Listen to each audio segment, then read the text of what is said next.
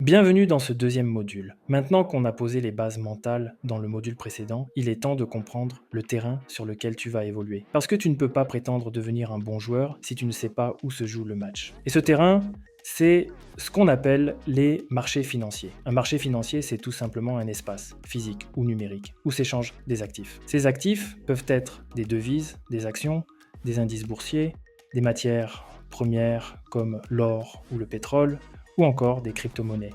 Ce n'est pas juste des courbes qui montent et descendent, c'est un reflet de la psychologie collective, de l'économie mondiale, des décisions politiques et monétaires. Comprendre ça, c'est déjà prendre un énorme avantage sur 80% des débutants.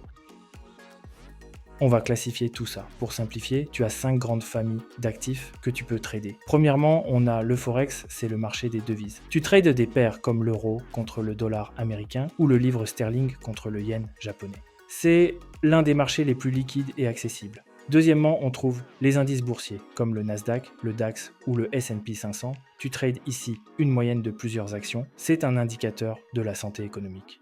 Après, on passe aux actions. Là, tu investis sur une entreprise en particulier, comme Apple ou Tesla. C'est un marché plus fondamental.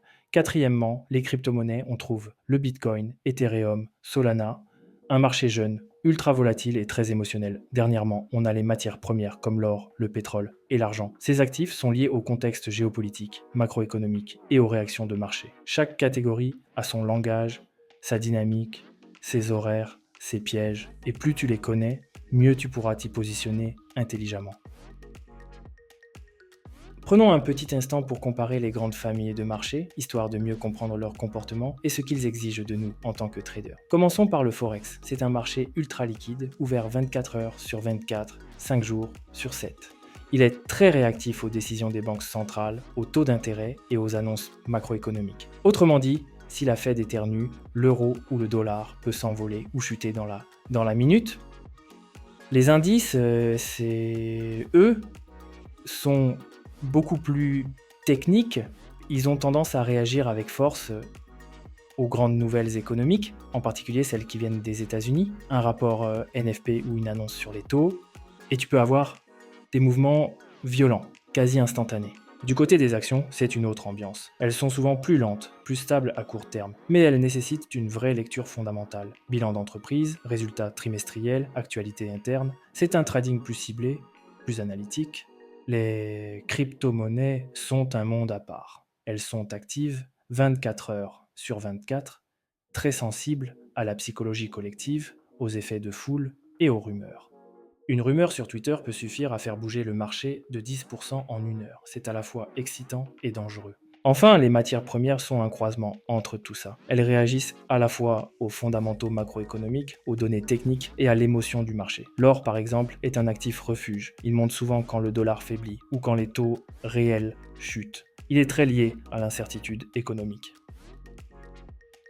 Alors tu vas me dire, ok, mais comment je choisis mon marché? Très bonne question. Tu ne dois pas choisir ton marché parce qu'il est populaire ou parce qu'un influenceur a posté un screen vert dessus. Tu dois choisir un marché qui correspond à toi, ta personnalité, ton emploi du temps et ton style de concentration. Voici 4 questions que tu dois te poser maintenant. Est-ce que je préfère une approche rapide et dynamique ou lente et réfléchie? Est-ce que je suis plus à l'aise avec l'analyse graphique ou avec les données économiques? À quel moment de la journée suis-je le plus alerte mentalement? Est-ce que j'aime la régularité ou je suis à l'aise avec la surprise et la volatilité? Ces questions vont t'aider à identifier le terrain sur lequel tu seras le plus à l'aise et donc le plus performant. Prenons l'exemple concret de l'or, c'est une matière première, mais elle est cotée comme une paire de devises. Pourquoi? Parce qu'elle est exprimée en dollars. Donc chaque fois que tu trades l'or, tu trades en fait une relation économique entre la valeur du métal et la valeur du billet vert. Ce qui rend l'or fascinant, c'est qu'il réagit à 3 couches en même temps. La technique, zone, figure, bougie, le fondamental, inflation, taux d'intérêt, les minutes Fed, et l'émotion, peur des marchés, crise, guerre, etc. C'est un actif de haute précision qui récompense la discipline et la lecture fine. Maintenant, on va passer à l'action. Prends ton journal de trading ou simplement une feuille et prends un petit moment pour répondre à ces questions de façon honnête, sans te mentir. Quel marché est-ce que je comprends vraiment aujourd'hui? Quel actif me parle naturellement, me semble Plus fluide, plus intuitif? Quel rythme de trading me convient le mieux? Plutôt scalping rapide, day trading dynamique ou swing plus posé et tranquille? Et surtout, quel marché je décide de choisir ce mois-ci pour me spécialiser? Ce choix est important parce qu'un trader qui saute chaque semaine d'un actif à l'autre ne développe aucune maîtrise. Mais celui qui se consacre à un seul terrain, qui l'étudie, qui le comprend, qui l'analyse, devient un sniper. Et c'est exactement ce qu'on vise ici avec Foxwave. Bravo, tu viens de poser les fondations stratégiques de ton environnement de travail. À partir de maintenant, tu n'es plus un trader qui clique par impulsion, qui suit la foule ou qui espère au hasard. Tu deviens un opérateur structuré qui choisit son terrain de jeu avec clarté et intention. Et ça, c'est déjà une victoire énorme. Mais on ne va pas s'arrêter là. Dans le prochain module, on monte d'un cran. On va s'attaquer à ce qui fait vraiment bouger les prix, l'inflation, les taux d'intérêt, les décisions des banques centrales, les anticipations du marché. Tu vas apprendre à lire le fondamental comme un vrai analyste macro. Pas juste lire des chiffres, mais comprendre le récit économique derrière chaque mouvement. Foxwave, c'est ça, une lecture intelligente, stratégique et précise des marchés.